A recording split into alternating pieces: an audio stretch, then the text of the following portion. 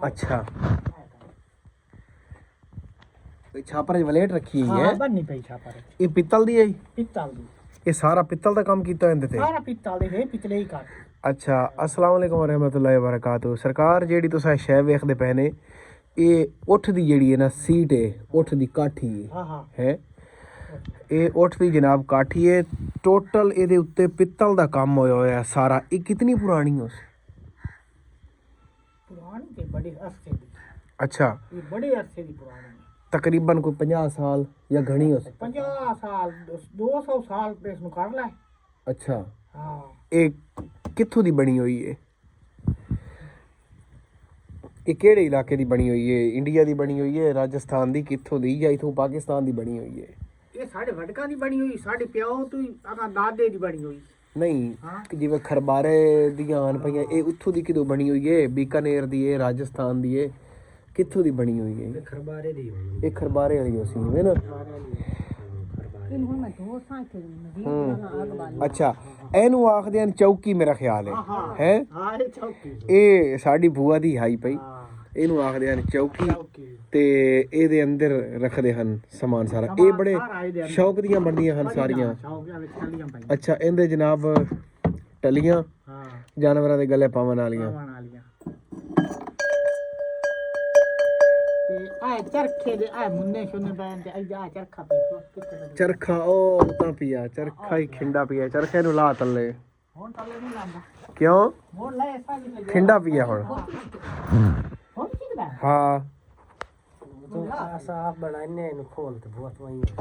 ਹਾਂ ਤੂੰ ਬੜਾ ਬਹੁਤ ਤੂੰ ਪਿੱਛੇ ਹਟਾ ਕਾਠੀ ਖੋਲ ਬਲਵਾ ਸਾਫ ਬਣਾਣੇ ਇਹ ਖੋਲ ਤੇ ਨੂੰ ਮੈਂ ਧੋ ਦੇ ਸਾ ਤੁਹਾਨੂੰ ਟਾਈਮ ਬਣੇ ਸਾ ਨਾ अपन सामान आ गया सवेरा मैंने खोल दिन वेट लाया है मैंने खोल दिन वेट लाया हाँ पलवा रऊफ ਜਿਹੜਾ ਨਾ ਜਨਾਬ ਅਮੀਰ ਖਾਨ ਸਿੱਲਾ ਇਹ ਸਾਨੂੰ ਵਿਖੇਂਦਾ ਜਨਾਬ ਕਾਠੀ ਉੱਠ ਦੀ ਕੱਢ ਦੇ ਇਹ ਪੀਆ ਜਨਾਬ ਚਰਖਾ अच्छा सब तो पहले मैं दोस्तों ये दस देवां कि कोई बंदा ये डिमांड ना करे कि चरखा गला दे या ए चौकी गला दे या ओ काठी गला दे क्योंकि बड़े लोग मंगण वाले आंदी इन्ना आदे कोठे दे विच लुका ते रखा है जी दुकान करनोड़ आया अच्छा बड़ा साफा दोस्त बड़ा वड्डा दी गल्लां याद करदा हां ਤੇ ਮੈਨੂੰ ਵਾਲਾ ਦਾ ਨਾਂ ਨੇ ਕਾਠੀ ਦੇ ਜਿਹੜਾ ਕੁਝ ਮੰਗਦੇ ਨੇ ਮੰਗ ਲਓ ਅੱਛਾ ਮੈਂ ਆਖਾ ਕਾਠੀ ਹੈ ਹੀ ਕਾਇ ਮੁਕਦੀ ਗੱਲ ਕਾਠੀ ਕੋਈ ਨਹੀਂ ਕਾਠੀ ਬਈ ਮੁਕਾ ਦਿੱਤੀ ਗੱਲ ਮੈਂ ਲੁਕਾਤੀ ਮੈਂ ਆਖ ਮੇਰੇ ਪਿਓ ਦੀ ਨਿਸ਼ਾਨੀ ਮੈਂ ਮਰਦੀ ਮਾਰ ਜਾ ਬਣਾ ਅੱਛਾ ਇਹ ਤਾਂ ਕਾਠੀ ਸਾਬਤ ਪਈ ਹੈ ਸਾਰੀ ਮਾਸ਼ਾਅੱਲਾ ਹਾਂ ਸਾਰੀ ਸਾਬਤ ਪਈ ਹਾਂ ਆ रेट वट्टे तक के दे रखे थे ऐसे बंदा लुका की बार और शादी घर में बंदा खाओ अंदर जाता हां जी नजर पमदी रहती है ना मैं तो जी में पूरी मुखबरी आई मैं तो पता ना भी ये मैं आगे देखी जुए वाह जी वाह